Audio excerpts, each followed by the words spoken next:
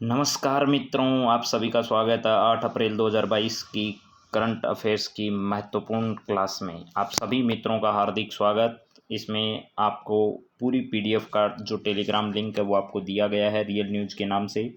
और अगर फिर भी नहीं मिलता है तो 8947832370 पर आप लोग व्हाट्सअप मैसेज करके इसकी पीडीएफ जो है वो प्राप्त कर सकते हैं। चलिए आज के सवालों की शुरुआत करें। उससे पहले कुछ पंक्तियाँ मेरे मित्रों आप सभी के लिए। जितनी बुरी कही जाती है उतनी बुरी नहीं है दुनिया। बहुत लोग कहते हैं दुनिया बहुत बुरी है, बहुत बुरी है, लेकिन सच यही है कि जितनी बुरी कही जाती है उतनी बुरी नहीं है दुनिया। बच्चों के स्कूल में शायद तुमसे मिली नहीं है दुनिया। जो लोग ऐसे कहते हैं कि ये दुनिया बहुत बुरी है, वो लोग शायद स्कूल के समय को भूल जाते हैं कि जब स्कूल में हम लोग पढ़ते थे तो क्या ऐसा ही था। जब बड़े हो गए तब हम ये सब कहने लगे कि दुनिया बहुत बुरी है, लेकिन वो पल याद करिए जिस समय आप स्कूलों में पढ़ा करते थे। उस समय आपके मन में शायद ये कभी ख्याल नहीं आया होगा और आपने कहा होगा दुनिया का सबसे अगर सुख कहीं है तो वो यही है। चलिए मित्रों, अब बातचीत की शुरुआत करते हैं। आज के सवालों की आनंद के साथ आपको रहना है। पहला सवाल आपकी स्क्रीन पर है। विश्व स्वास्थ्य दिवस के अवसर पर लाल किले पर योग उत्सव का आयोजन किसके द्वारा हाल ही में किया गया है? इस योग दिवस के बारे में आपको पहले से पता है। योग दिवस तो 21 जून को क्या किया जाता है, मनाया जाता है, लेकिन अभी हम बात करें योग उत्सव जो है वो किसके द्वारा बनाया जाता है। विश्व स्वास्थ्य दिवस जो है वो 7 अप्रैल का दिन बहुत महत्वपूर्ण है मित्रों। 7 अप्रैल का जो दिन है, इस दिन विश्व स्वास्थ्य दिवस मनाया जाता है और WHO जो है इसका क्या करता है, नेतृत्व करता है। विश्व स्वास्थ्य संगठन के द्वारा इस दिवस को मनाया जाता है। तो अभी हाल ही में भारत में जो है वो इस अवसर पर योग उत्सव का आयोजन किया गया और योग उत्सव पर विभिन्न प्रकार के कार्यक्रम आयोजित किए गए। इस कार्यक्रम का आयोजन जो है वो लाल किले पर किया गया। कहाँ पर? राष्ट्रीय कार्यक्रम लाल किले पर आयोजित किया गया, जिसके मुख्य अध्यक्ष जो हैं वो हमारे कौन थे?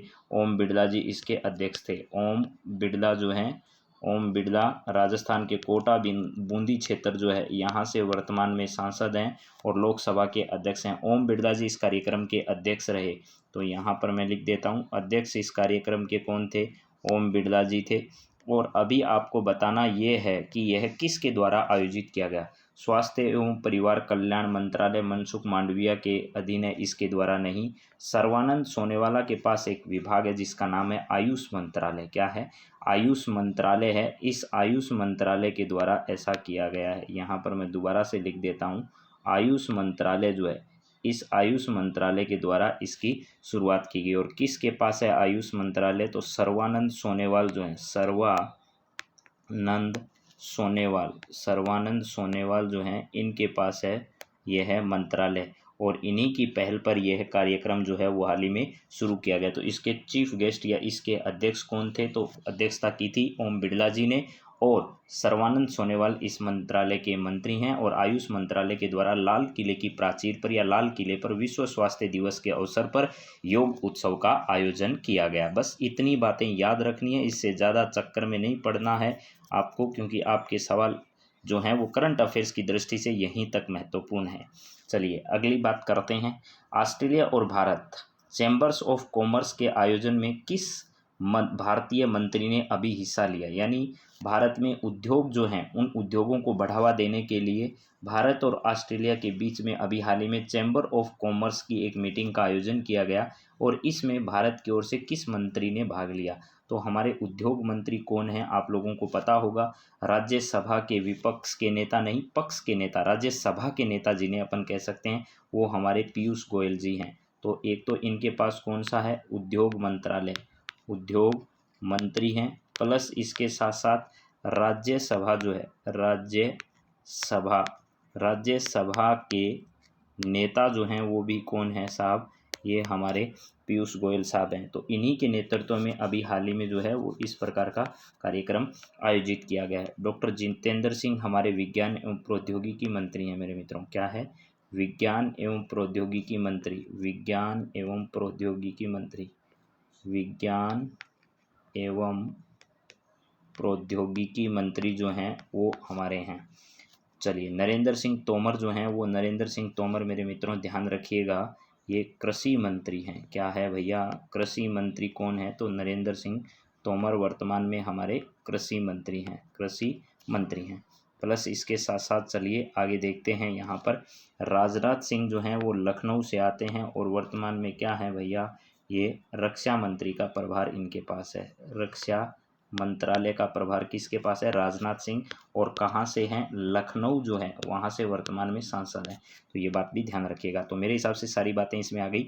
डॉक्टर जितेंद्र सिंह विज्ञान एवं प्रौद्योगिकी, नरेंद्र सिंह तोमर जो हैं वो कृषि मंत्री हैं, और पीयूष गोयल साहब जो राज्यसभा के नेता हैं और उद्योग मंत्रालय के मंत्री, इन्हीं के नेतृत्व में भारत ऑस्ट्रेलिया के मध्य अभी चैम्बर ऑफ कॉमर्स का जो आयोजन किया गया, उसमें भारत की ओर से भाग लेने वाले कौन थे, पीयूष गोयल साहब थे। चलिए नेक्स्ट सवाल की ओर बढ़ते हैं। अगला सवाल जरा देखते हैं क्या है हमारा।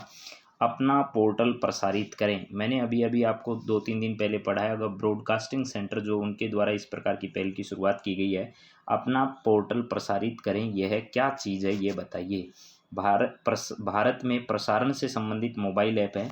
भारत में प्रसारण सेवाओं से संबंधित मोबाइल ऐप, अरे भाई बालक ने दोनों एक जैसे कर दिए, कोई बात नहीं, अब सही कर देते हैं, दोनों हैं। तो अब देखिए इसमें तो दोनों इसने सही कर दिए, लेकिन ये वाला कथन और ये वाला कथन आपको गलत कर लेना है, दोनों सही नहीं है। भारत में प्रसारण सेवा से संबंधित एक मोबाइल ऐप नहीं है। प्रसारण सेवाओं से संबंधित जो है वो ये वाला एक वेबसाइट लॉन्च की है। भारत में प्रसारण सेवा से संबंधित लॉन्च की गई एक क्या है, वेबसाइट है। एक वेबसाइट जो है उसका नाम क्या है भैया, ये है कि अपना पोर्टल प्रसारित करें। यह एक क्या है, वेबसाइट है। तो भारत में प्रसारण सेवा से संबंधित क्या नहीं है, ये मोबाइल ऐप नहीं है, प्रसारण से संबंधित एक क्या है, वेबसाइट है। जो ब्रॉडकास्टिंग मिनिस्ट्री है उसके नेतृत्व में इसको तैयार किया गया, जिसके मंत्री हमारे अनुराग ठाकुर साहब हैं। कौन है, ब्रॉडकास्टिंग मिनिस्टर कौन है, अनुराग ठाकुर हमारे ब्रॉडकास्टिंग मिनिस्टर है। अनुराग ठाकुर जो हैं वो ठाकुर ब्रॉडकास्टिंग क्या है, मिनिस्टर हैं। तो यह एक वेबसाइट है जो अनुराग ठाकुर जो हैं इनके द्वारा अभी हाल ही में क्या की गई, स्टार्ट। भारत में प्रसारण से संबंधित सेवाओं के लिए लॉन्च की गई एक वेबसाइट जो उसका नाम है अपना पोर्टल प्रसारित करें। अपना पोर्टल क्या करें, प्रसारित करें। इसको लेकर एक वेबसाइट बनाई गई है जिसका नाम ये रखा कि इसके द्वारा अनुराग ठाकुर जो हमारे ब्रॉडकास्टिंग मिनिस्टर हैं उनके मिनिस्ट्री के द्वारा इस प्रकार का काम किया गया। तो मोबाइल ऐप नहीं है, ये ध्यान रखिएगा। क्या है ये, भारत में प्रसारण से संबंधित मोबाइल ऐप नहीं है, यह एक वेबसाइट है। चलिए नेक्स्ट सवाल की ओर बात करते हैं। अगला सवाल क्या है जरा देखिएगा। अभी हाल ही में आपको पता होगा खेल मंत्री भी हैं अनुराग ठाकुर, तो इन्होंने जो आपका बेंगलुरु है वहाँ बेंगलुरु से क्या किया है भैया, खेलो यूनिवर्सिटी गेम्स जो है उसका भी उद्घाटन अभी हाल ही में किया है। वहाँ जर्सी का, इसके अलावा विभिन्न प्रकार के एक इस खेल का शुभंकर जो है उसका भी इन्होंने उद्घाटन किया। एक प्रकार का जो हाथी जीव है उसका लेकर के जो है वो शुभंकर जारी किया। यूएस वर्ल्ड रैंकिंग में टॉप 100 स्थानों में भारत की किस संस्था को शामिल किया गया है। यानी यूएस के द्वारा अभी हाल ही में भारत की जो टॉप संस्था दुनिया की है, जिसमें मुख्यतः जो टेक्नोलॉजी क्षेत्र से जुड़ी हुई है, यानी प्रौद्योगिकी क्षेत्र से जुड़ी हुई जो संस्थाएं मुख्यतः उनको शामिल किया गया। प्रौद्योगिकी क्षेत्र से जुड़ी हुई जो है उनको शामिल अभी हाल ही में किया गया है। तो इसमें भारत की कौन सी संस्था है जिन्होंने अपना स्थान प्राप्त किया है, तो एक तो हमारी आईआईटी बॉम्बे है, एक आईआईटी हमारी क्या है, दिल्ली है। इन दोनों संस्थाओं ने इसमें रैंक हासिल की है। यानी इसमें से टॉप 10 में शामिल होने वाली कह दो, या 100 संस्थाओं में शामिल होने वाली अगर बात करें, भारत की कौन सी संस्था है जिनको शामिल किया गया है 100 संस्थाओं के अंदर, तो आईआईटी बॉम्बे और आईआईटी दिल्ली दोनों को इसमें शामिल किया गया है। विभिन्न प्रकार की संस्थाओं को लेकर रैंक यूएस वर्ल्ड रैंकिंग जो है क्या की जाती है, जारी की जाती है, और भारत की 2 संस्थाएं आईआईटी बॉम्बे और आईआईटी दिल्ली इसमें क्या की गई है, शामिल की गई। चलिए अगला सवाल देखिए क्या है मित्रों। अंतर्राष्ट्रीय हवाई संपर्क योजना किस मंत्रालय द्वारा अभी हाल ही में शुरू की गई है। अंतर्राष्ट्रीय हवाई संपर्क योजना, विभिन्न देशों से हमारे संपर्क अच्छे हों, प्रगाढ़ हों, प्लस इसके साथ साथ हमारे पर्यटन को बढ़ावा मिले और हमारे जो हैं वो एक दूसरे के साथ संबंध इसी प्रकार मधुर बनाए जा सकते हैं। तो इसको लेकर अंतर्राष्ट्रीय हवाई संपर्क योजना अभी हाल ही में नागरिक उड्डयन मंत्रालय के द्वारा क्या की गई है, शुरू की गई है। तो नागरिक और उड्डयन मंत्रालय के द्वारा ये पहल शुरू की गई है। और इसके मंत्री कौन है, तो ज्योतिरादित्य सिंधिया इसके मंत्री हैं। ज्योतिरादित्य सिंधिया जो है वो इस मंत्रालय के क्या हैं, मंत्री हैं, सिंधिया। इस मंत्रालय के मंत्री, ज्योतिरादित्य सिंधिया इस मंत्रालय के मंत्री हैं। और अभी हाल ही में ज्योतिरादित्य सिंधिया के द्वारा मध्य प्रदेश से क्या किया गया था आपको पता होगा, इस प्रकार के विशेष ड्रोन का एक सेंटर जो है वो मध्य प्रदेश में अभी हाल ही में शुरू किया गया है। और विदेश मंत्री हमारे एस जयशंकर साहब हैं, वायुसेना ने ऐसा कुछ नहीं किया। और वी.आर. चौधरी साहब जो हैं वो वायुसेना के वर्तमान में प्रमुख है। तो नागरिक उड्डयन मंत्रालय ज्योतिरादित्य सिंधिया के अधीन है, जो कि मध्य प्रदेश से आते हैं। और इन्हीं के नेतृत्व में अंतर्राष्ट्रीय हवाई संपर्क योजना जो है वो अभी हाल ही में शुरू की गई है। इसके बारे में विस्तार से हम आगे भी और पढ़ने वाले हैं। चलिए अभी देखिए अगला सवाल आपके सामने क्या है। Haroon richest self woman in the world 2022 में किस भारतीय महिला को स्थान मिला है मेरे मित्रों। सवाल अच्छा है। ऐसा कहा गया है कि हारून रिचेस्ट यानी दुनिया में सबसे जो धनी महिलाएं हैं, उन धनी महिलाएं जो है उनमें स्थान पाने वाली भारतीय महिलाएं कौन सी है। तो इसमें 10वां स्थान प्राप्त करने वाली जो है वो फाल्गुनी नायर है, जो नायका एक कंपनी है, नायक एक कंपनी है, उस कंपनी की मालिक है, या CEO कह दीजिए, नायका है, ये नायका कंपनी के है। इसके अलावा एक है राधा बेम्बू, जो जोहो कंपनी है उसकी है, वो इसमें 25वें स्थान पर है। और 10वें स्थान पर फाल्गुनी नायर है। फिर किरण मजूमदार जो बायो कंपनी है उसकी CEO है, और 26वां स्थान इन्होंने इस पूरी लिस्ट में प्राप्त किया है। तो ये महिलाएं हैं जिन्होंने इसमें स्थान प्राप्त किया है, और ये सभी आपके राइट आंसर होंगे। तो फाल्गुनी नायर जो है वो 10वें स्थान पर है, ये जरूर ध्यान रखिएगा। राधा बेम्बू, किरण मजूमदार। तो Hurun richest self woman in the world 2022 की लिस्ट में स्थान प्राप्त करने वाली भारत की महिलाएं कौन कौन सी है। फाल्गुनी नायर, राधा बेम्बू, किरण मजूमदार। और इसमें स्थान अगर पूछा जाए तो 10वां है, और 25वां है, और 26वां है। उपरोक्त सभी आपके क्या हैं, कथन क्या हैं, सत्य हैं। चलिए नेक्स्ट सवाल की अगर बात करें तो हमारा अगला सवाल क्या होगा मित्रों, ज़रा देखिए। यहाँ पर मैं डिटेल जानबूझकर ज़्यादा नहीं बता रहा हूँ आपको, क्योंकि इतना याद कर लोगे तो भी मेरे हिसाब से आपको करंट अफेयर्स के सवाल आराम से मिल जाएंगे। बहुत ज़्यादा मैटर रखने की ज़रूरत नहीं है करंट अफेयर्स में, क्योंकि कितना याद करोगे, कभी ना कभी आप भूल जाओगे फिर इतना सब कुछ। इंस्टाशील्ड क्या चीज़ है ये बताइए ज़रा। इंस्टाशील्ड क्या है। चिकित्सा उपकरण है, युद्धक टैंक है, मालवाहक है, या मोबाइल ऐप है। तो मेरे मित्रों इंस्टाशील्ड जो है वो अभी हाल ही में विकसित की गई एक विशेष प्रकार का चिकित्सा उपकरण है, जो कोविड-19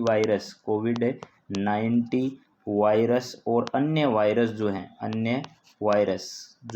अन्य वायरस कोई सा भी हो, चाहे वो पोलियो का हो, किसी का हो, अन्य वायरस जो है उनसे जो है वो उनको डिटेक्ट करने में या उनसे हमारी रक्षा करने में हमारी क्या करेगा, मदद करेगा। तो ये क्या है, एक चिकित्सा उपकरण है जो कोविड-19 जैसे खतरनाक वायरस जो हैं, इन वायरस को लेकर के हमारी क्या करता है, रक्षा करता है। और अभी हाल ही में WHO द्वारा घोषित किया गया एक नया वेरिएंट जो है वो XE है, और पिछले वेरिएंट ओमिक्रॉन से ये 10 गुना ज़्यादा क्या बताया जा रहा है, 10 गुना अधिक खतरनाक बताया जा रहा है। XE नया वेरिएंट है कोविड-19 का, तो ये भी आप लोग ध्यान रखिएगा।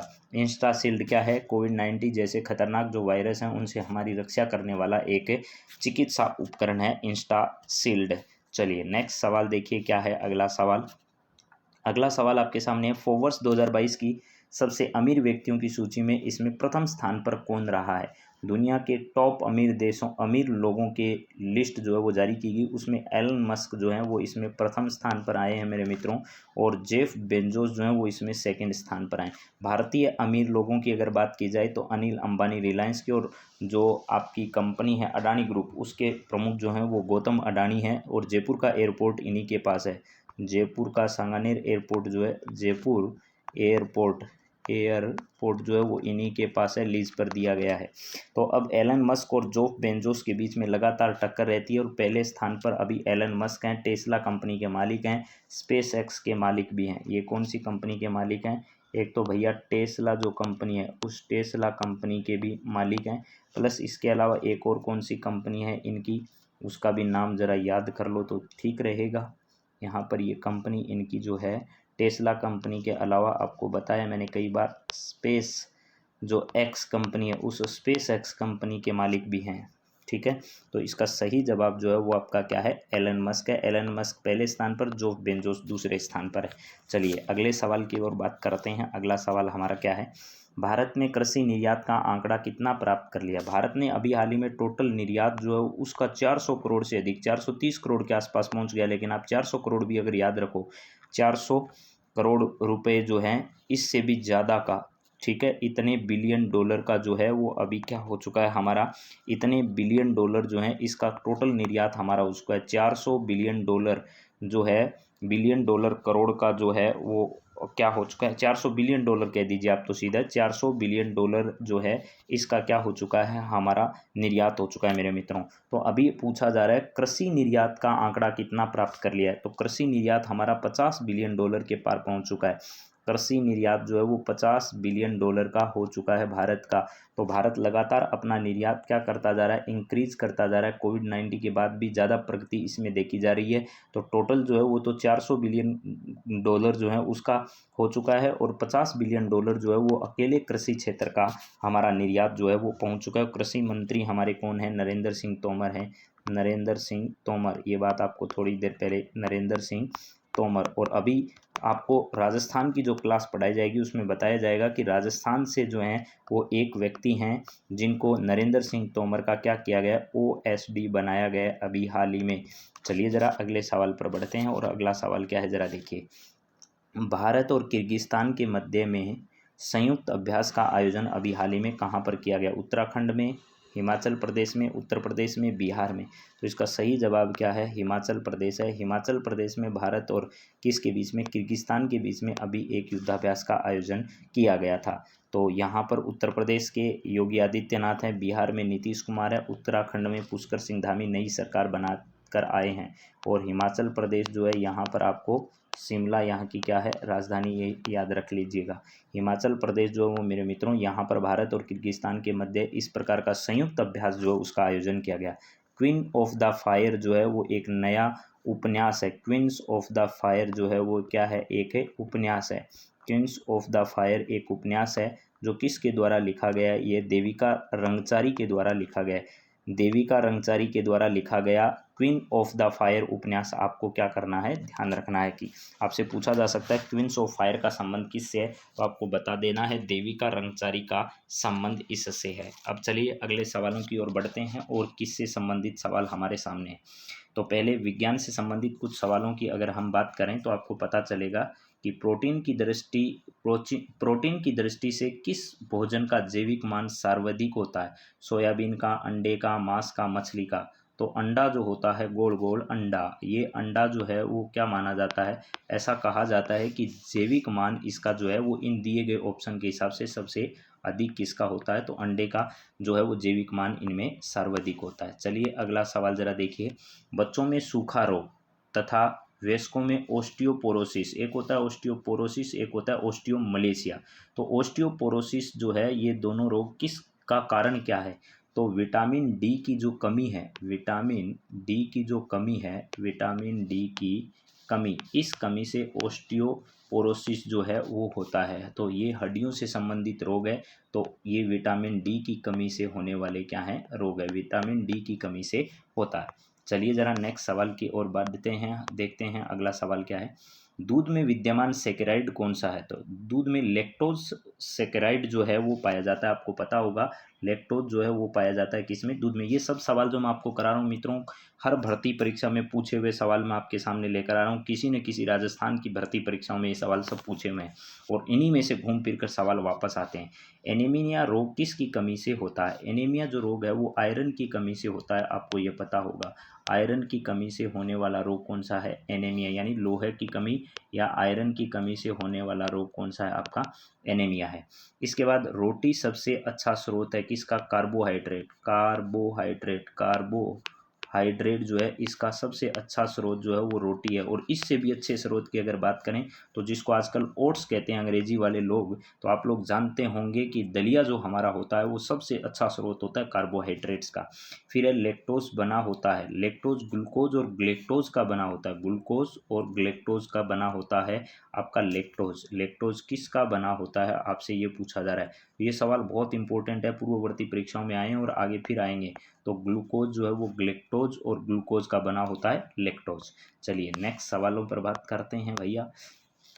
हड्डी खाद के रूप में प्रयुक्त की जाती है क्योंकि इसमें कौन सा तत्व सबसे अधिक उपलब्ध होता है, तो इसमें फास्फोरस होता है, या फिर कौन सा होता है, नाइट्रोजन होता है, सोडियम होता है, या पोटेशियम। तो इसमें फास्फोरस की जो मात्रा है वो सर्वाधिक होती है। तो यहाँ पर ध्यान रखिएगा क्या होती है हड्डियों में, फास्फोरस जो होता है इसकी मात्रा अधिक होती है। और आपने कभी देखा होता किसी व्यक्ति को, मृत व्यक्ति को अगर जलाया जाता है तो जलाने के बाद अगर रात्रि में देखोगे तो उसका शरीर जो है वो चमकता हुआ, यानी शरीर की जो राख बची है वो चमकती हुई नज़र आती है, क्योंकि उसमें फास्फोरस की मात्रा अभी भी बची है।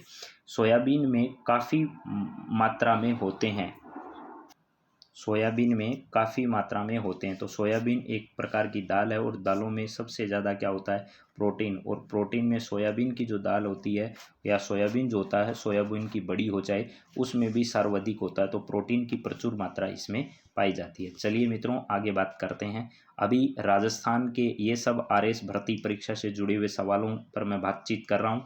पूर्ववर्ती आरएस भर्ती परीक्षा में आए हुए सवाल, अगर आरएस की अगर आप तैयारी कर रहे हैं तो उसमें पूछे गए सवाल जो हैं वो मैं आपके सामने, जो कि आजकल की हर भर्ती परीक्षा में इसी जैसे सवाल पूछे जाते हैं। प्राचीन जैन तीर्थ नाकोड़ा या जिसे मेवा नगर के नाम से जाना जाता है, ये किस जिले में है? तो आप लोग जानते हैं ये है बाड़मेर जिले में है भैया। किस जिले में है ये? बाड़मेर जिले से संबंधित है। वह दुर्ग जो चारों ओर से रेत से, ऊंचे टीलों से घिरा हुआ है, उसे कौन सा किला कहते हैं? तो उसे धावन दुर्ग कहते हैं मेरे मित्रों। उसे क्या कहते हैं? धावन दुर्ग के नाम से जानते हैं उसे। धानव या धावन दुर्ग कह दीजिए, दोनों एक ही बात है। धानवन दुर्ग के नाम से जाना जाता है। जैसे जैसलमेर का दुर्ग इसका सबसे बड़ा उदाहरण है। जो सोनारगढ़ का किला है उसे धानवन दुर्ग के नाम से जानते हैं। बेटी का पहला प्रसव होने पर पीहर वालों द्वारा जमाई और उसके साथियों को भेंट देना क्या कहलाता है? तो उसे कोथड़ा कहा जाता है। उसे कोथड़ा कहा जाता है, उसे कोथड़ा कहते हैं। ये सब परीक्षाओं में आए हुए सवाल हैं। मुसलमान दुर्ग निर्माण पद्धति से बना राजस्थान का एकमात्र दुर्ग कौन सा है?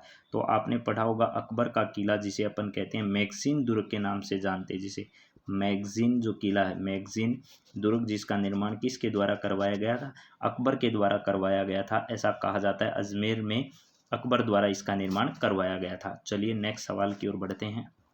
अगला सवाल, राणा रतन सिंह की रानी पद्मिनी का गोरा और बादल से क्या संबंध था? जो गोरा है और जो बादल है, इस दोनों से क्या संबंध है? गोरा होना चाहिए चाचा, चाचा क्या होना चाहिए? गोरा होना चाहिए। और चाचा के साथ साथ जो भाई है वो बादल है। तो ध्यान रखना कि भैया गोरा और बादल का आपस में क्या संबंध था? तो चाचा और भतीजे का था, यानी बादल उनका भतीजा था। लेकिन रानी रतन सिंह की रानी जो पद्मिनी है उससे क्या संबंध था? तो गोरा उसका चाचा था और बादल उसका भाई था। ये आरएस की परीक्षा में आया हुआ सवाल है। राजस्थान में चित्तौड़ के पश्चात सबसे बड़ा लिविंग फोर्ट कौन सा है? तो राजस्थान में चित्तौड़ के बाद सबसे बड़ा लिविंग फोर्ट है वो जैसलमेर का सोनारगढ़ का किला है। तो यहाँ पर जैसलमेर का जो किला है वो दूसरा सबसे बड़ा लिविंग फोर्ट उसे कहा जाता है। यह किला जो है वो बिना जो चूने की सहायता से केवल पत्थरों को आपस में जोड़कर इसे बनाया गया है। हल्दी घाटी युद्ध के पीछे अकबर का मुख्य उद्देश्य महाराणा प्रताप को झुकाना था। महाराणा को क्या करना था? अधीनता स्वीकार करानी थी। महाराणा को अधीन करना था, महाराणा को अधीन करना उसका एकमात्र उद्देश्य था। वर्षा में नाचता हुआ मोर किस शैली की विशेषता, यानी चित्र शैली में बूंदी शैली जो है उसकी मुख्य विशेषता क्या है? नाचता हुआ मोर उसकी मुख्य विशेषता है। चलिए अगला सवाल देखिए क्या है। बुद्ध और मीरा बाई के जीवन दर्शन में मुख्य साम्य क्या था? तो दोनों में संसार दुखपूर्ण है, ये बात स्वीकार करते थे। संसार क्या है भैया? संसार दुखपूर्ण है, संसार दुख का घर है, दुख का घर है, ये बात स्वीकार करते थे। कौन? मीरा और बुद्ध दोनों। किन दो अभिलेखों से ज्ञात होता है कि मौर्यों का राजस्थान से संबंध था? मौर्यों का राजस्थान से संबंध था, यह बात स्वीकार करने के लिए कंसवा अभिलेख कोटा का और पुठोली अभिलेख चित्तौड़गढ़ का। कंसवा कोटा का अभिलेख जो है वो आपको याद होना चाहिए, प्लस इसके साथ साथ चित्तौड़ का पुठोली अभिलेख जो है, क्या है? पुठोली अभिलेख। पुठोली अभिलेख कहाँ का है? पुठोली अभिलेख जो है वो मेरे मित्रों ये है चित्तौड़ का पुठोली अभिलेख, और कंसवा अभिलेख कोटा का है। वह कौन सा खनिज है जो राजस्थान में सर्वाधिक विक्रय मूल्य अर्जित करता है? तो राजस्थान में सर्वाधिक विक्रय मूल्य अर्जित करने वाला संगमरमर है। संगमर, तो आपको ध्यान रखना है संगमरमर। देश में इसके उत्पादन में राजस्थान का प्रथम स्थान तथा राज्य में प्रथम स्थान राजसमंद का है। यानी पूरे देश में राजस्थान और राजस्थान में राज संबंध जो है यहाँ का जो है वो ध्यान रखना प्रथम स्थान है। 1857 की क्रांति में अंग्रेजों व जोधपुर की संयुक्त सेना को किसने पराजित किया? तो आउवा के ठाकुर कुशाल सिंह जो हैं, आउवा ठाकुर कुशाल सिंह, आउवा ठाकुर कुशाल सिंह जो है इनके द्वारा क्या किया गया था? कुशाल सिंह, आउवा ठाकुर कुशाल सिंह जो है इन्होंने पराजित किया था। चलिए जरा मित्रों अगले सवाल को देखें क्या है। ग्रीन हाइड्रोजन बनाएगी सबसे बड़ी रिफाइनरी इंडियन ऑयल। तो ग्रीन हाइड्रोजन को लेकर के पहले ही मैदान में अंबानी और अडानी हैं, अब कौन सी आ गई है? इंडियन ऑयल आ गई है। तो इंडियन ऑयल कंपनी, फिर आपके कौन से हैं? अंबानी की रिलायंस है, अडानी ग्रुप जो है, ये सब क्या करने वाले हैं? ग्रीन हाइड्रोजन बनाने वाले हैं। और पहली जो कार है इसको लेकर नितिन गडकरी ने क्या कर दिए? संसद भवन लेके गए थे। इसके बाद देखिए मैंने कहा था आपसे अंतर्राष्ट्रीय हवाई संपर्क योजना के बारे में हम बात करेंगे, तो आपके सामने है अंतर्राष्ट्रीय हवाई संपर्क योजना। हाल ही में नागरिक उड्डयन मंत्रालय द्वारा अंतर्राष्ट्रीय हवाई संपर्क योजना शुरू की गई, जिसका उद्देश्य भारत के कुछ राज्यों से चुनिंदा अंतर्राष्ट्रीय गंतव्यों के साथ हवाई संपर्क को बढ़ावा देना है, ताकि सामाजिक आर्थिक विकास को बढ़ावा दिया जा सके। अंतर्राष्ट्रीय हवाई संपर्क योजना राज्य सरकारों द्वारा समर्थित है। मणिपुर, असम, त्रिपुरा की राज्य सरकारों ने गुवाहाटी, इम्फाल तथा अगरतला को ढाका, बैंकॉक, यांगून, काठमांडू, मांडले, चटगांव, हनोई, कुनमिंग जैसे अंतर्राष्ट्रीय गंतव्यों से जोड़ने हेतु पहले ही मार्गों की पहचान कर ली गई है। अंतर्राष्ट्रीय मानकों के अनुसार हवाई अड्डों का उन्नयन और विकास एक लंबी व निरंतर प्रक्रिया है तथा ज़्यादातर यातायात की मांग, वाणिज्यिक व्यवहार्यता, भूमि की उपलब्धता आदि के आधार पर संबंधित हवाई अड्डे के ऑपरेटर्स द्वारा किया जाता है। तो इन सभी व्यवस्थाओं को ध्यान में रखते हुए अभी इस प्रकार की योजना की क्या की गई है? शुरुआत की गई है मेरे मित्रों। तो चलिए आगे देखते हैं और क्या है। अगला हमारे सामने हारून जो रिचेस्ट सेल्फ वुमन की जो लिस्ट अभी जारी की गई है उसके बारे में हमारे सामने है ये वाला। तो इसके बारे में मैंने हालांकि आपको पहले ही बता दिया है कि 2022 की सूची अभी जारी की गई है। 124 स्वनिर्मित महिला अरबपतियों की जो लिस्ट है वो जारी की गई है। इस लिस्ट में हमें सिर्फ हमारा ध्यान रखना है कि जिसकी संपत्ति $17 बिलियन है, तो इसमें बीजिंग की एक महिला है जिसने प्रथम स्थान हासिल किया, लेकिन हमें भारतीय महिलाओं को ध्यान रखना है। नायका की सीईओ संस्थापक फाल्गुनी नायर। इसके बाद 10 सबसे अमीर महिलाओं में शामिल किया गया इसे राधा बेम्बू। इसके बाद इस सूची में 25वें स्थान पर जो है वो कौन है? तो ये महिला का नाम आपको बता दिया, वेम्बू जोहो है। बाइकॉन की संस्थापक और कार्यकारी अध्यक्ष किरण मजूमदार शो जो है वो इसमें 26वें स्थान पर है। हारून रिसर्च इंस्टीट्यूट द्वारा यह इस रिपोर्ट का 12वां संस्करण जो है वो अभी हाल ही में क्या किया गया है? प्रकाशित किया गया है। चलिए ज़रा मित्रों आप सभी को ऑल द बेस्ट। आज की क्लास को मैंने 27 मिनट में ही लगभग समाप्त करने की कोशिश की है और इतिहास के सवालों को आज मैंने इसमें नहीं डाला है। अगली क्लास में इतिहास के सवालों को भी शामिल करते हुए आगे की जानकारियाँ आपके सामने प्रस्तुत की जाएगी। तो आप सभी मित्र अपनी तैयारी को बहुत बेहतरीन करते रहिए, लगातार प्रयास करिए कि जीवन में आपको सफलता जल्द से जल्द क्या हो? हासिल हो। तो आप सभी को ऑल द बेस्ट मेरी ओर से कि आने वाला समय आपका जो है वो बेहतरीन हो। ऑल द बेस्ट और आप लोग सफलता क्या करें? हासिल करें। Have a nice day. Thank you.